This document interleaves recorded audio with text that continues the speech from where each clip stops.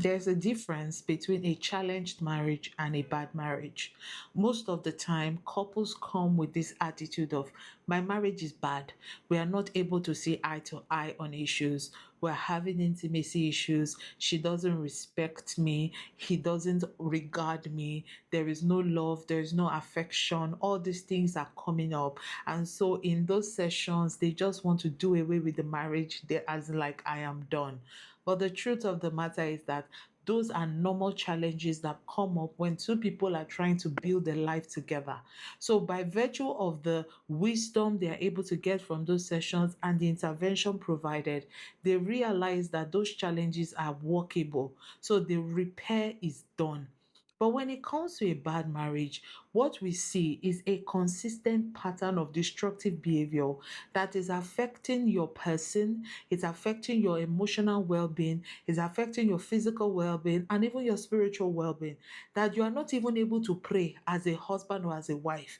You are not able to think straight. Your business is failing because you are not able to focus on your business. There's so much pain and hurt in your marriage.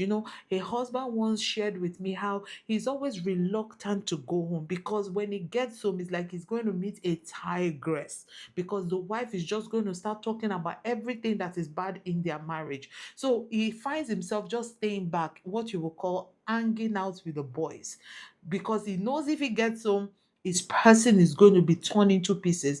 And this guy has gotten to the point where he doesn't feel respected anymore. He doesn't feel valued anymore because the wife is super abusive.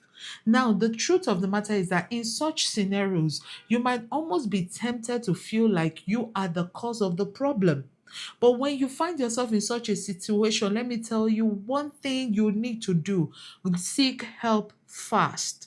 Because when your mental health, your spiritual well being, and even your physical well being is already been affected, it pushes you into a zone where you begin to act irrationally. It pushes you into that zone. There are husbands or wives that have acted in ways in their marriage that they never thought they would, because the marriage has been so destructive for a very long time, and they reacted because the actions that has been going on in the marriage has really hit at their core. But when you seek help, you are able to deal with what is broken inside of you. You are able to fix your mindset. You are able to fix your mental health. You are able to fix yourself.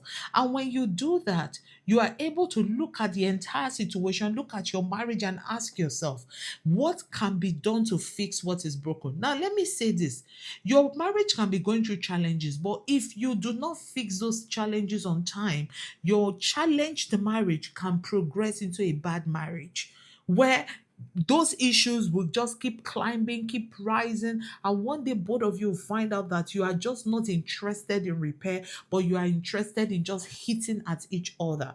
So the point is that when you find yourself in a bad situation in your marriage, that your marriage is bad because of the pattern of destructive behavior, either from you or from your spouse, you need to seek help. Seek professional help, seek spiritual help, seek help, talk to somebody. That is not the time for you to say you cannot share your challenges or your problems with people. No, you can't have that attitude when your mental health is at stake. You can't have that attitude when your well being is at stake.